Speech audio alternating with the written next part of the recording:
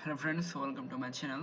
আজকের ভিডিও টিউটোরিয়ালে আমি আপনাদের দেখাচ্ছি কিভাবে আপনারা how to change the color of anything in Photoshop. চলুন তাহলে ভিডিওটি শুরু করা যাক।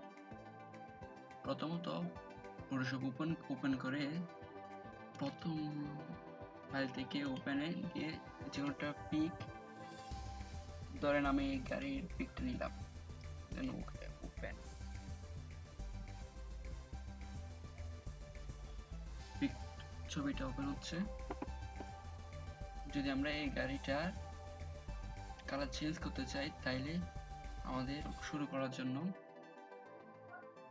ব্যাকগ্রাউন্ডটাকে ডাবল ক্লিক করে লেয়ারে পরিণত করতে হবে।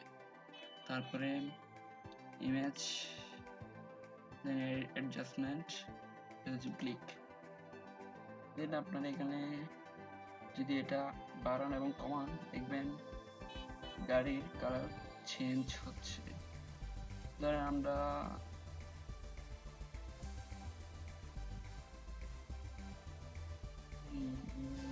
এই কালারটাই না, দেন ওকে।